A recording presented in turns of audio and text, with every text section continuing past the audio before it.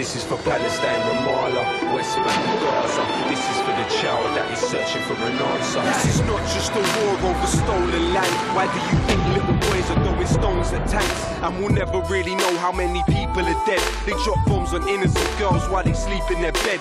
Israel is a terror state, they're terrorists that terrorize. I'll testify, my television televise, I'm telling lies. How many more resolutions have to be violated? How many more children have to be annihilated? This is not a war, it is systematic genocide. But whatever they try, Palestine will never die. Free, free Palestine, free, free Palestine, free, free Palestine, free, free Palestine.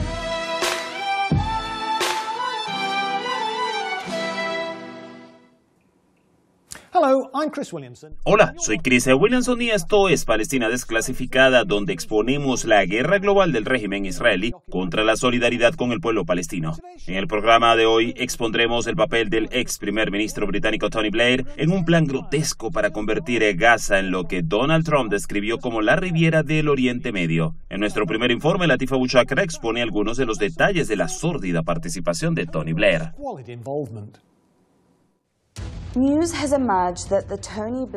Se ha sabido que el Instituto Tony Blair ha participado en la planificación de una Gaza post-Palestina que se promocionaría como una utopía a orillas del mar. La organización ha ayudado a trazar un mapa del aspecto que tendría la franja, incluyendo un lugar en honor a Elon Musk y la Riviera Trump. Más que un aspecto de su comportamiento, se trata de una continuación de su trabajo durante décadas en la especulación bélica y al servicio directo de los objetivos sionistas. El Instituto Tony Blair ha recibido en los últimos años al menos 200 millones de libras esterlinas del multimillonario tecnológico Larry Ellison. Ellison es un amigo muy cercano de Benjamin Netanyahu, quien incluso ofreció al primer ministro israelí la gestión de su propia empresa de datos, Oracle, que procesa los datos de numerosas instituciones gubernamentales del Reino Unido. Ellison también es el mayor financiador de la historia del ejército israelí. Es un amigo de confianza de Elon Musk y le prestó $1.000 millones, con los que Musk adquirió la red social Twitter. Tony Blair es actualmente patrocinador del JNF junto con Netanyahu. El JNF es la mayor organización constructora de asentamientos en Palestina, y esto al mismo tiempo que era un enviado de paz a Palestina. Tony Blair también es asesor especial para asuntos globales en el grupo de presión israelí y red de espionaje ADL. Su esposa Cheryl Blair también fue asesora ética de la firma de inteligencia israelí NSO Group, detrás del software espía Pegasus.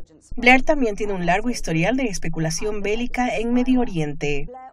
Y después de renunciar como primer ministro, Tony Blair fue contratado como asesor de la compañía petrolera UI Energy. Durante el mismo periodo, UI Energy adquirió 3 campos petrolíferos iraquíes.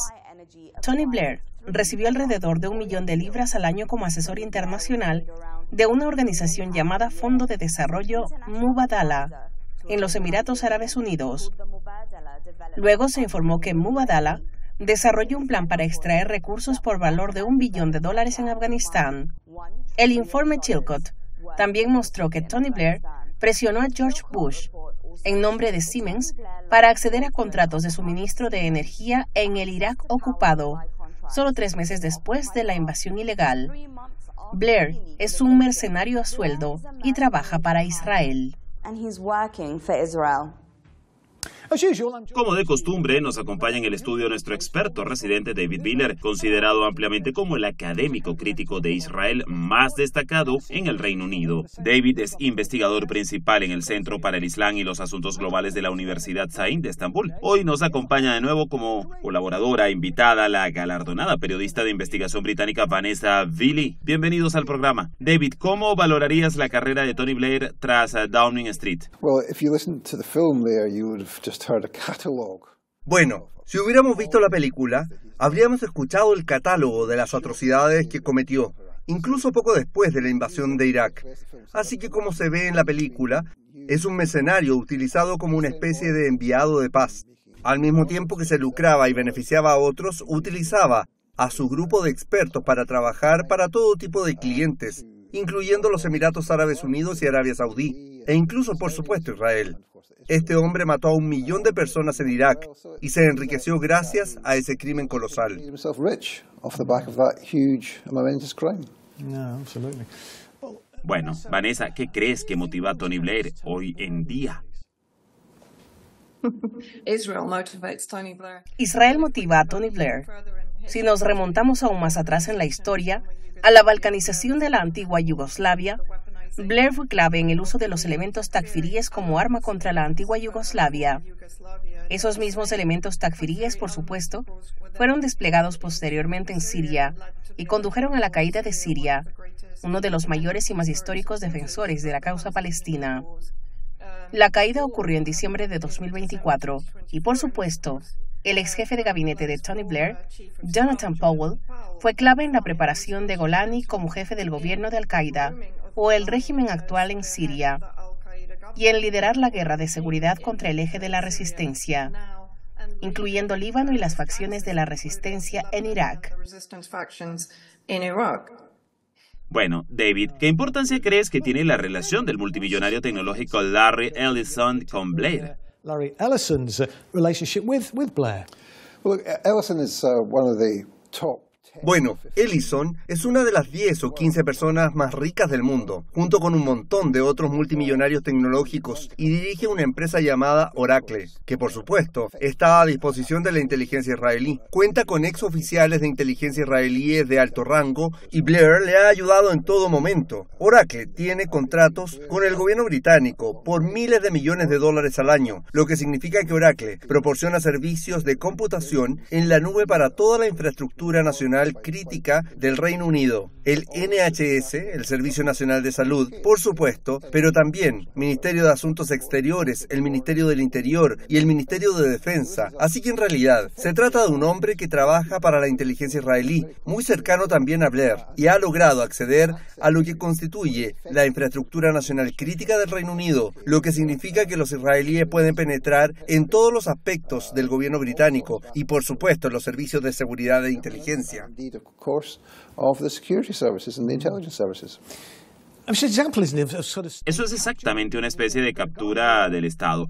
O sea, tienen a un tipo aquí involucrado en todo el régimen israelí, responsable de partes clave de la infraestructura del Estado británico.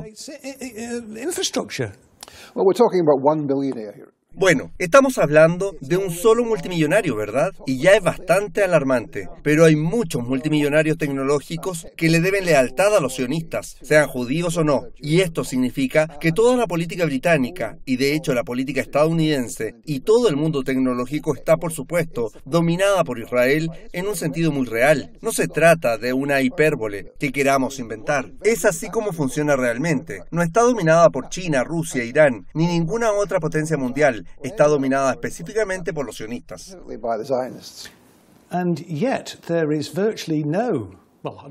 Y, sin embargo, prácticamente no hay ningún tipo de publicidad adversa sobre esto. Pero cuando se habló de la participación de China en alguna infraestructura clave en el Reino Unido, fue un problema enorme, ¿no? Claro, eso lo dirigen los servicios de inteligencia, que infunden veneno en los oídos de los periodistas perceptivos, y luego se convierte en un gran problema. Incluso el papel que se supone que debe desempeñar el cuerpo de guardianes de la Revolución Islámica en el Reino Unido. Todo esto lo infunden los servicios de inteligencia, cuyas prioridades, al parecer, las fijan los propios sionistas. Sí, claro. Bueno, Vanessa, ¿crees que el papel de Blair en el llamado proceso de paz debería ser motivo de preocupación? Y si es así, ¿por qué?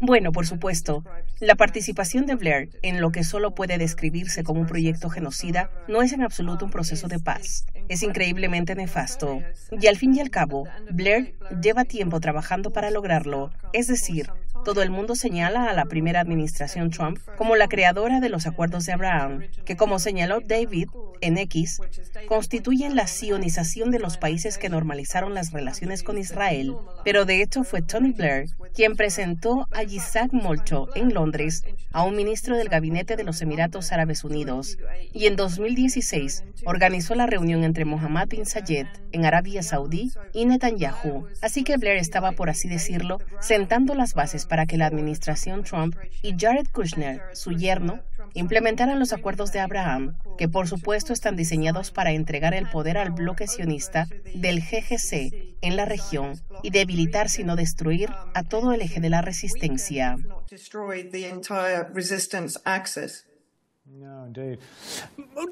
Sí, claro. David, ¿crees que hay alguna posibilidad de que este plan de la Riviera de Gaza se haga realidad?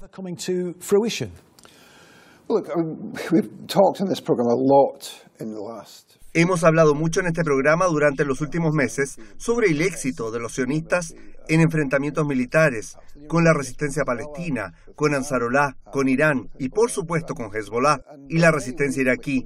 Y hay muchas maneras en que al enfrentarse a una resistencia militar directa pierden, pero también han tenido mucho éxito en algunos aspectos. Así que creo que en definitiva la cuestión depende de lo que la gente haga para resistir al sionismo. Porque claro, aunque ahora están en Gaza atravesando un momento muy malo, la resistencia palestina, Hamas, la yihad islámica palestina, está teniendo un éxito rotundo en sus operaciones en Gaza. Es extraordinario. No es imposible que intenten expandir su poder de una manera que hasta ahora no creíamos posible. De eso, por supuesto, se trata el proceso de normalización y sionización. Se trata de expandir esa esfera de influencia por toda la región, controlando eficazmente Arabia Saudí y los Emiratos Árabes Unidos. Y ese es el proyecto. Así que no es imposible que tengan más éxito en esa zona y realmente depende de lo que la resistencia pueda hacer para detenerlo. Y hablando de la resistencia, Vanessa, por supuesto, ¿los acontecimientos en Siria habrán minado al eje de la resistencia o su capacidad para resistir? ¿Qué piensas?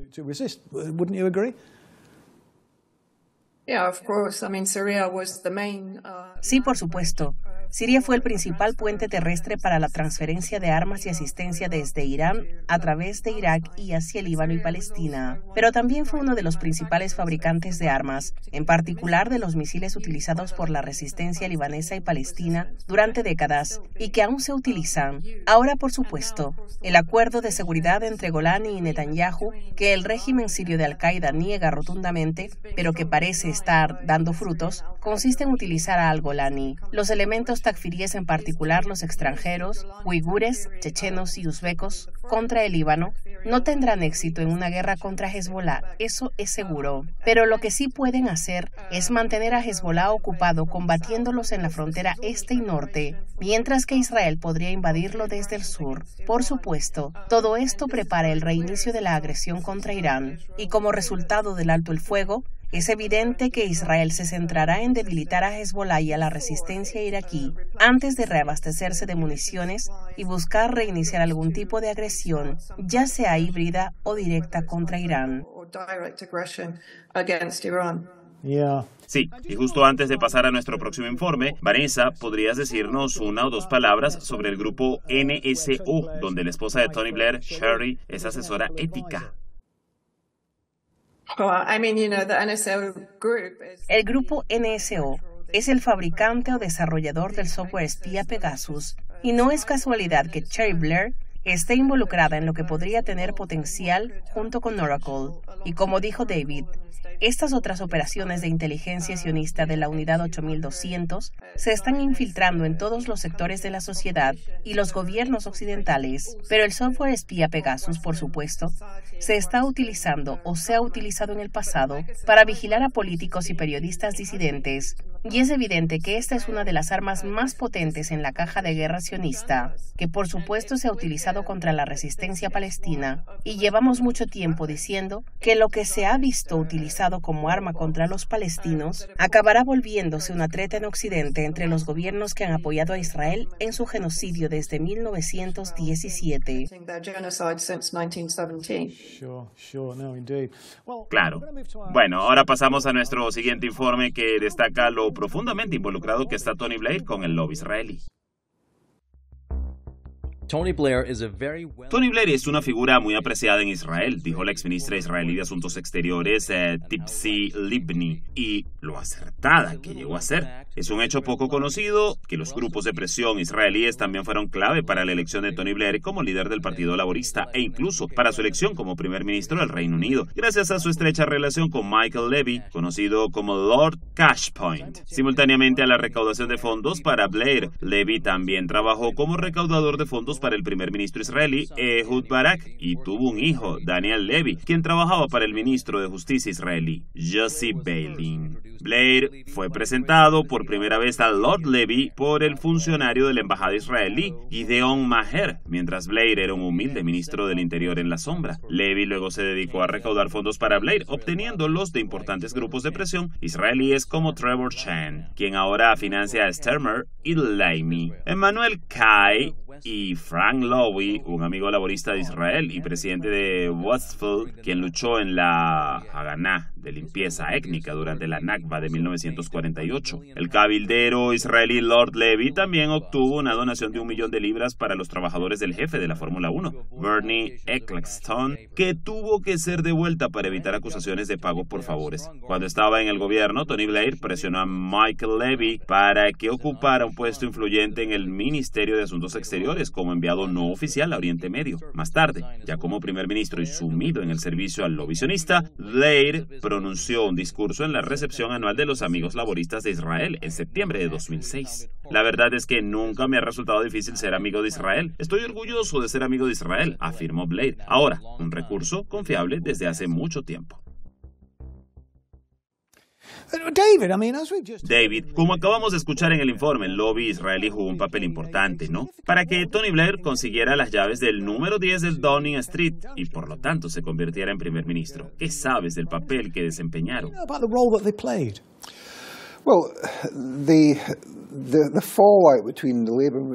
Bueno, las consecuencias entre el movimiento obrero, el Partido Laborista y el movimiento sionista entre 1967 y 1993, aproximadamente, cuando Blair se convierte en líder del partido, fueron bastante significativas y la política pro-palestina cobró mucha importancia en la izquierda. En ese periodo, en los años 80 y 90, la izquierda emprendió todo tipo de acciones contra los sionistas, pero con la llegada de Blair, eso empieza a cambiar. Y es entonces cuando cobran mayor importancia los aliados obreros de Israel, que por supuesto ya existían desde hacía algunos años. Y ahí está el papel, en particular, de Michael Levy, quien fue presentado a Tony Blair por el embajador israelí. Jugaban juntos al tenis. Se le conoció como Lord Cashpoint. Era un intermediario y se encargaba de conseguir el dinero. Y luego, por supuesto, se le asignó, como vimos en la película, el puesto en el Ministerio de Asuntos Exteriores. Este es un cambio radical en la forma en que opera el Partido Laborista. El Partido Laborista pasó de una postura socialdemócrata escéptica sobre Israel y el sionismo a una postura mucho más favorable a las políticas thatcheristas y neoliberales, pero también mucho más favorable al sionismo. Fue un cambio total y eso es lo que estamos viendo ahora. Por supuesto, el partido se desilusionó mucho. Por eso eligieron a Jeremy Corbyn en 2015. Así que esa es la trayectoria y por supuesto ahora volvemos a una postura pro-israelí exagerada en el Partido Laborista.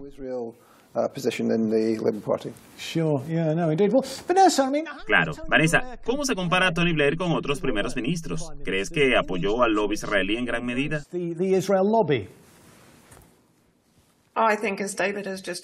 Creo, como acaba de describir David, que Tony Blair fue fundamental para fortalecer el movimiento sionista en el Reino Unido y en la política británica.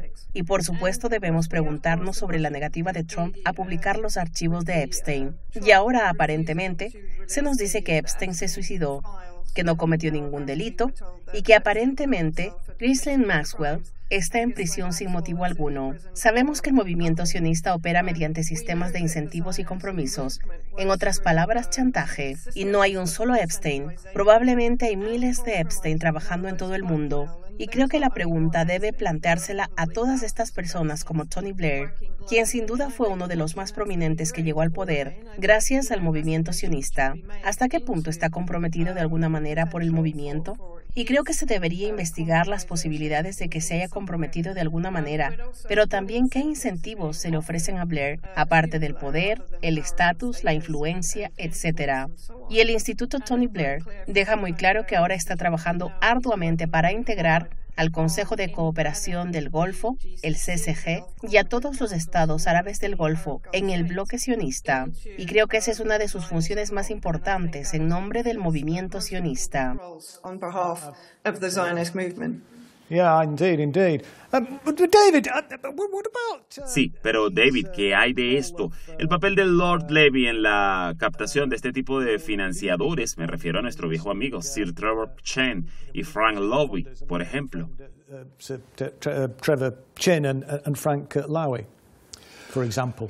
Bueno, como decía sobre el papel de Levy, era el Lord Catchpoint. Fue quien aportó las finanzas para que el movimiento obrero no criticara a Israel. No iba a cuestionar la riqueza de los ricos donantes judíos que estaban siendo explotados. Y fue él quien aportó todo eso. Y Chen, por supuesto, es el más importante para esto, ya que es y ha sido efectivamente, desde la década de 1970, el líder del movimiento sionista británico. Ha dirigido la mayor organización benéfica sionista, la Campaña Judía Unida para Israel, que tuvo nombres anteriores desde la década de 1970, o incluso antes, y sigue al frente de esa organización. Así que es, en efecto, el líder del movimiento sionista en el Reino Unido, y por supuesto tiene vínculos muy fuertes con el régimen sionista. Así que esto funciona así. Existen diferentes líneas de financiación sionista para los partidos políticos. Esto incluye a quienes tradicionalmente son favorables a un neoliberalismo de izquierda moderada. Hay otros que son mucho más conservadores, y luego están quienes están dispuestos a actuar con bipartidismo, como por ejemplo Gerald Ronson, del Company Security Trust, quien es un partido radical del Likud, pero que sin embargo financiará al Partido Laborista si este tiene ventajas. Sí, bueno, Vanessa, ¿cuál fue el papel de Israel al impulsar la guerra en Irak? ¿Qué opinas? In Iraq, then, do you think?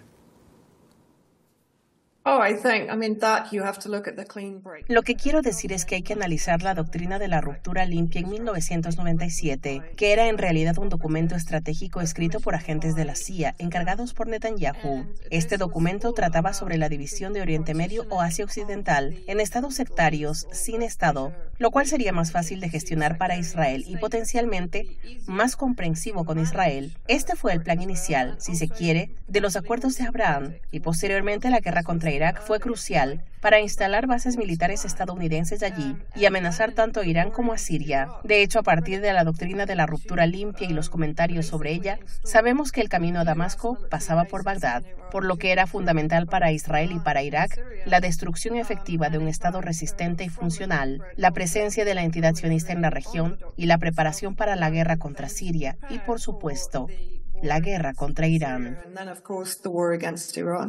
Yeah, no, of course. Y David, brevemente, porque creo que se nos acaba el tiempo. El hijo de Lord Levy parece estar recibiendo bastante atención pro-Palestina en plataformas financiadas por Qatar, ¿verdad? Funded platforms, doesn't he? Are you buying that? Bueno, no, por supuesto. Estamos hablando de Daniel Levy, que solía trabajar para Israel y se hace pasar por pro-palestino. Dice algunas cosas que, si las viera, me acusarían de antisemita. Y todo ese tipo de cosas. Dice cosas bastante sensatas en algunos aspectos, pero por supuesto, hay un límite a lo que hace, y es un límite que al final simpatiza con el sionismo. Vi a Levy. Estuve en Doña el año pasado. Creo que sí. Vi a Levy allí almorzando con Ben Yamal, el jefe de la campaña de solidaridad con Palestina, otra organización blanda con el sionismo. Así es como funciona esto. Hay gente que parece pro-Palestina, como Al Jazeera, como Daniel Levy, como Benjamin, pero en realidad trabajan de forma encubierta para los sionistas.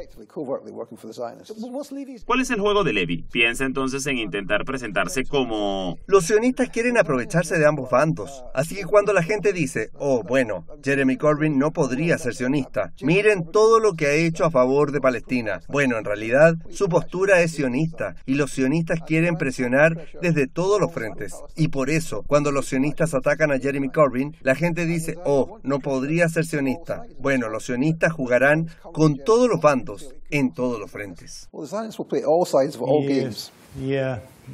Gracias por acompañarnos hoy. Lamentablemente nuestro tiempo ha llegado a su fin, pero volveremos la próxima semana con más análisis profundo. Un agradecimiento especial a nuestra invitada Vanessa Billy y a nuestro experto residente, el profesor David Biller. No olviden seguirnos en X, Facebook, Rumble y Telegram, donde compartimos clips exclusivos y actualizaciones. Al difundir nuestro contenido, ayudan a contrarrestar el sesgo mediático pro-israelí dominante. Hasta la próxima.